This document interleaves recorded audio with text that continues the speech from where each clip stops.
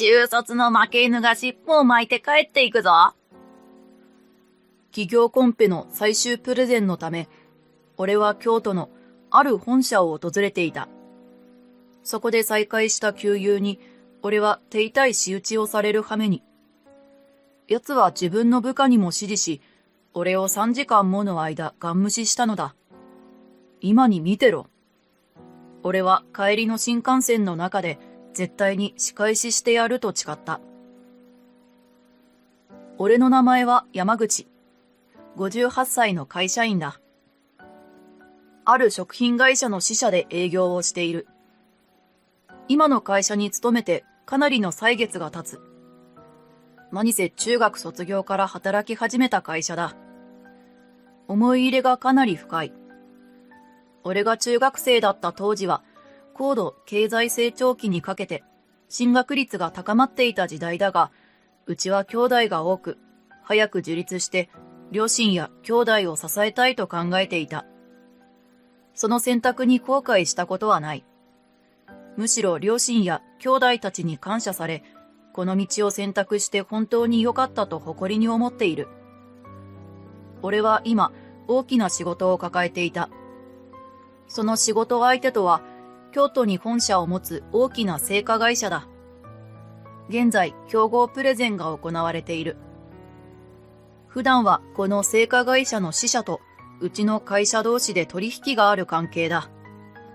今回、製菓会社の本社主催で競合プレゼンを開くと聞き、俺たちも参加することになった。こうして、製菓会社の京都本社に行くことになったのである。俺たちの会社は食品会社で、特に俺の勤める支社は、山菜や野菜を使った製品が有名だ。そこで健康志向のスイーツを提案する予定でいる。結果として、競合プレゼンでライバルに勝ち続け、残すところは京都本社で行われる最終プレゼンのみとなった。このままいけば絶対うちの製品が選ばれますよ。頑張ってください。応援してます。みんなの期待と応援を背に、俺はやる気に燃えていたというわけだ。しかしこの時の俺はまだ知らなかった。思いがけない再会、それをきっかけに散々な目に遭うということを。最終プレゼン当日、俺は予定通り京都を訪れていた。京都は今までほとんど来たことがないが、やはり観光地としてとても賑わっている。タクシーに乗り、目的地の本社ビルへ向かう間、俺は京都特有の美しい街並みに目を奪われていた。本社に着くと、俺は受付へ向かう。さすが大企業というだけあり、俺の他にも来客が多かった。もしかすると、この中には最終プレゼンで競い合うライバルもいるのかもしれない。そう考えると、今更ながら緊張してくる。プレゼンまで時間があるから、先にお手洗いに行っておこう。俺はそう思い立ち、トイレへ向かった。少しばかり気が緩んだせいもあるだろう。お手洗いを済ませた後、俺ははたと立ち止まる。あれ、会場はどこだって言われたっけ？緊張と一緒に重要な情報まで抜け落ちては意味がない。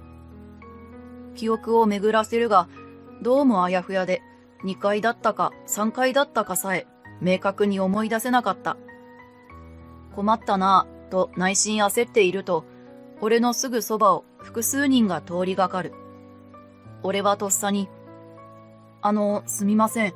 本日行われる企業コンペの最終プレゼン会場をお尋ねしたいのですが、と、通りすがりの男性たちに声をかけていた。俺は尋ねながらあることに気がつく。声をかけた人物に見覚えがあったのだ。すぐに俺はハッとする。あれ、もしかして伏見か？伏見と呼ばれた男性は俺を見てぎょっとしていた。記憶が確かなら、この男性は中学時代の同級生の伏見だ。なぜわかったかといえば、数年前の同窓会で顔を合わせているからだ。その時は少し挨拶する程度で、ろくに互いのことは話せなかった。しかし、伏見が大企業で働いているらしいということだけは、他の友人から聞いて知っていたのだ。まさかその大企業がここだったとは。世間とは狭いものである。山口、どうしてお前が。そういったところで、伏見は咳払いした。伏見は部下らしき若い社員たちをぞろぞろと引き連れている。伏見部長、お知り合いですか？部下の一人が伏見に尋ねた。伏見はちらりと俺を見ると、ああ、まあな、中学の時の知り合いだよ。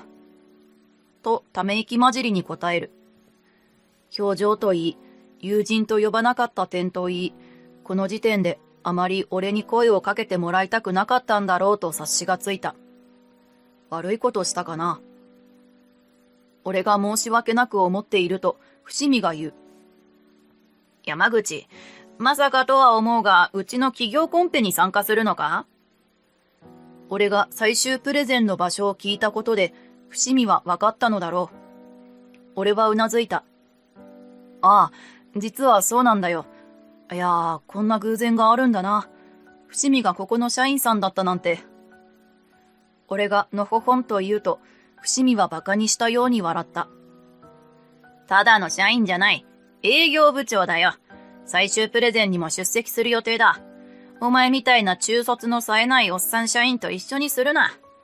ま、その割にはうちの最終プレゼンまでたどり着ける会社に拾われてよかったんじゃないか？トゲトゲしい言葉に俺は一瞬固まる。そんな俺の様子がおかしかったのか、さらに伏見は周りの若者たちに言った。こいつの家は貧乏でな、中学の時から冴えないやつだったんだよ。ああ、山口、紹介するよ。彼らは俺が手塩にかけているエリートたちだ。全員高学歴で優秀な、選ばれた人間たちだよ。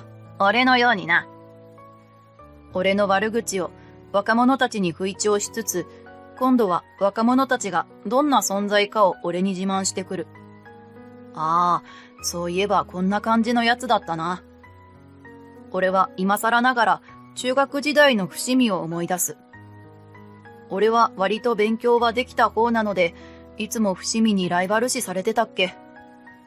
俺自身は伏見と仲良くしたいと思っていたが、そういう理由もあって、伏見にはよく思われていなかったのだ。まさか大人になってもこんな感じだとは夢にも思わなかったが。俺が苦笑していると、伏見はすっとある方向に指をさした。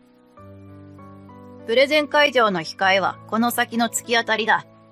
山口が参加すると聞いて、なんだか楽しみになってきたよ。お手並み拝見と行こうじゃないか。ありがとう、伏見。俺も楽しみにしてるよ。今思えば、伏見は別の意味を込めて楽しみだと言ったのだろうが、この時の俺は何も分かっていなかった。すんなり道を教えてくれたことに対し、単純に感謝していたのだ。かくして最終プレゼンは幕を開けることになる。伏見が意味深に言った楽しみにしているという意味を身をもって知ることになった。最終プレゼンでは俺の他にも勝ち残った企業の担当者が参加していた。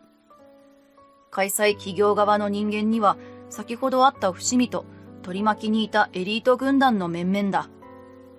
どうやらエリートたちは記録を取ったりプロジェクターをいじったりと初期兼雑務をこなす役割として同席しているらしい。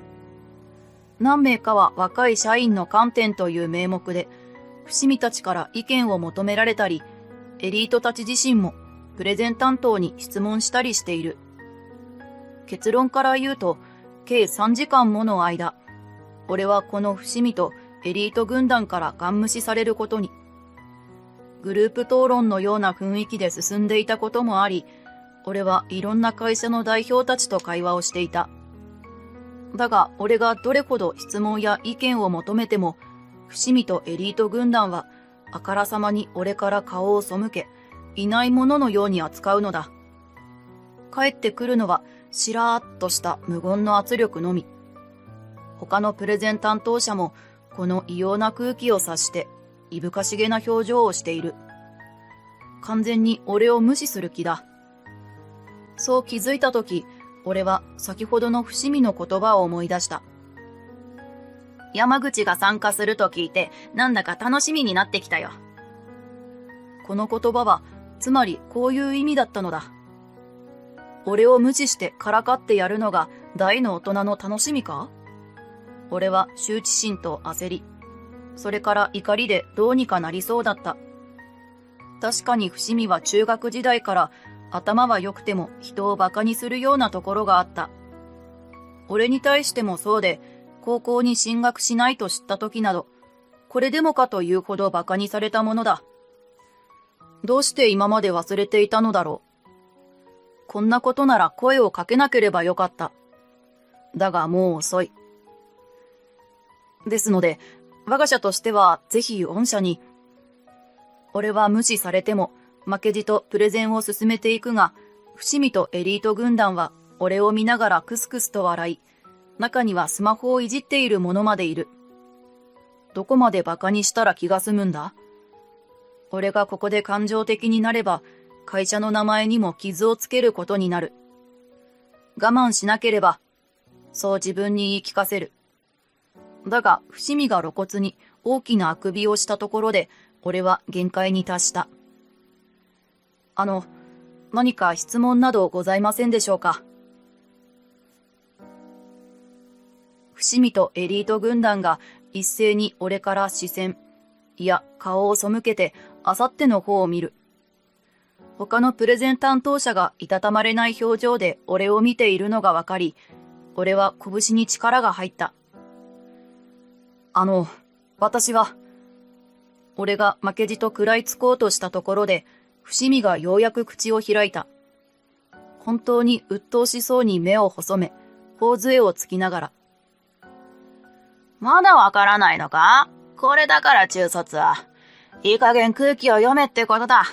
まったく、うちの最終プレゼンに残れたのも運が良かったんだろ？でなければお前のような中卒が勝ち上がれるわけがない。中卒としつこく強調する伏見の言葉に、周りのエリート軍団もクスクス笑いながらうなずき合っている。なんて会社だ。これが大企業の人間のすることか？俺は率直に思った。わかりました。空気を読んで帰りますね。他にも言いたいことは山ほどあった。しかし俺は会社のみんなの顔を思い浮かべ、なんとか押しとどまる。ギリギリの感情で帰る意思だけ告げ、俺はカバンを持って会場を出た。ははは、中卒の負け犬が尻尾を巻いて帰っていくぞ。伏見の嫌みったらしい言葉が聞こえてきたが、俺は振り返らない。そのまま新幹線に乗り、俺は自分の勤める支社に帰ったのだが、誰も俺を責めたりはしなかった。事情はもちろん話したが、誰もが伏見に怒りを表し、俺に同情する。信じられない。そんな人いるんですね。本当にお疲れ様です、山口部長。部長と呼ばれ、俺は苦笑した。そう、実を言うと、俺も伏見と同様に営業部の部長を務める人間だ。伏見は参加者の役職など、ろくに確かめてもいなかったようで、俺がどんな立場としてやってきているか知らなかったらしい。まあ、俺も言わなかったしな。言ったところで、中卒の俺が部長を務める会社なんてろくなもんじゃない、なんて言われたことだろう。これから社長にも報告してくるよ。社長は今回のプレゼンにとても期待していたからね。俺はそう言ってそのまま部署を出た。もう一つ、伏見は知らないことがある。俺は社長室に向かう間、伏見への仕返しを思いつき、静かにほくそ笑んだ。支社に帰った翌日のことだ。俺がお得意様の元から部署に戻ってくると、山口部長宛てに緊急だとおっしゃる電話がかかってきておりますが、と部下が報告してきた。え、緊急？誰だろうと尋ねると、どうやら相手は昨日会った伏見らしい。俺は不在だと伝えても、鬼のようにひっきりなしに電話をしてきて困っているとのこと。部下が言うには、伏見は非常に感情的になっていて、どうも要領を得ない状況のようだ。とにかく俺を出せとしつこいらしい。すまない、苦労かけたね。俺が言うと、部下は慌てたように首を横に振る。部下が仕事に戻っていくのを見届け、俺はため息をついた。伏見め、今さら焦っても遅いというのに。俺は伏見が電話してくる理由に心当たりがあった。それは昨日の社長とのやりとりに関わることだ。俺は深呼吸し、部下から預かったメモを見ながら電話をかける。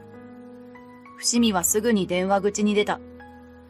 俺が身構えたと同時に受話器から、大変申し訳ありませんでした。というギャグ漫画さながらの伏見の大声が流れてくる。あまりの衝撃に俺はそのまま固まってしまう。俺のデスク周りにいた人間にも聞こえたようで、彼らも俺同様に目を丸くしている。その間も何も知らずに大変失礼を、だとか、まさかあの大企業のご隕石であられるとは、だのと伏見は何か早口で俺にまくし立てていた。露骨な手のひら返しに俺は失笑してしまう。滝汗状態の伏見の様子が目に浮かぶようだ。一つずつ説明すると、まず昨日、支社長に京都での出来事、つまり製菓会社の競合プレゼンの結果を報告した。すべて包み隠さずに。その結果、支社長は大激怒した。その話が本当なら、山口くんは何も悪くないじゃないか。絶対に抗議する。支社長はそう息巻いていた。曲がったことが大嫌いな支社長の性格はよくわかっている。これが伏見に対する一つ目の仕返しだ。うちの支社がグループ会社の傘下にある会社の支社であるくらいはもともと知ってたんじゃないのか？俺が呆れ口調で尋ねると、伏見は、いやー、と口ごもる。伏見は以前から自分の立場にあぐらをかいており、仕事そのものに不真面目だったようだ。今回の最終プレゼンに参加する面々がどんな会社の人間かなどほとんどチェックしていなかったんだとか。おいおい、大した部長様だな。嫌味っぽく言うと、伏見が言葉を詰まらせながら懇願する。俺が働いている会社の支社は田舎にこそあるが、元をたどれば大きなグループ会社に属している。今回最終プレゼンに向かった京都に本社を持つ製菓会社もかなり大きな会社だが、規模で言えばこちらの方が上だろう。申し訳ございません。それにまさか山口が、いえ、山口さんが大企業のご令嬢と結婚されていたとは知らず。しかも、俺にはもう一つ伏見に言っていなかったことがある。そもそも本来言うつもりもなかったことだが、ここで伏見の言う隕石という言葉に関わりが出てくる。実は俺はグループ会社の令嬢の夫という立場なのだ。20年ほど前、会社のイベントで妻と知り合って結婚した。とはいえ、俺自身は一階の社員に過ぎない。役員にという話も義父から出たが、俺は実力に伴った立場に身を置きたいと断ったのだ。義父としては、俺のそんな返答も気に入ってくれたようで、長らく働いたこの支社にいるのを認めてくれている。妻の他に何人も兄弟がいるから気にするなと、俺のやりたいようにやらせてくれていた。自分の会社よりも大きな企業と関連した会社の、しかもその隕石関係でもある俺を、子供じみたい嫌がらせで3時間もガン無視した挙句、空気を読めと追い返した。そりゃあ、伏見も冷静ではいられなくなるわけである。ちなみに俺は今まで誰にも自分の妻をひけらかしたことはない。俺はたまたま妻個人に惹かれて結婚しただけで、その夫という立場など何の効力もないと思っていたからだ。だから今回、社長にありのままを報告し、俺がグループ会社の隕石社だと知れば、伏見は必ず手のひらを返してくると思っていた。これが二つ目の仕返しである。正直、印籠を突きつけるような真似に感じて気が引けるところはあったが、されたことを考えると、これくらいでちょうどいいと思う。現に電話越しでもわかるほど、伏見は声が震え、うろたえまくっている。あのですね、私としては、旧友に会えた興奮からつい、軽率な真似を。友達に会って嬉しかったら嫌がらせするんだ。そんなことしていたら友達を亡くすからやめた方がいい。俺があえて驚いたように言うと、伏見はうぐっと言葉を詰まらせた。山口さん、ぜひもう一度、御社のプレゼンを拝聴させていただけませんか？は？ありえない申し出に、俺は思わず眉を潜めた。ただ俺に謝罪するだけでなく、自分の汚名を何とか返上しようとしているのだとすぐに分かった。もちろん、私が御社へお伺いしますので。伏見は構わずまくし立てるが、俺は静止する。冗談じゃない。あれだけの嫌がらせをしておいて、今更何なんだ。支社長も、グループ会社の本社社長も、あなたの行動には心底お怒りだ。ここからうまく話がまとまるなんてことは絶対にない。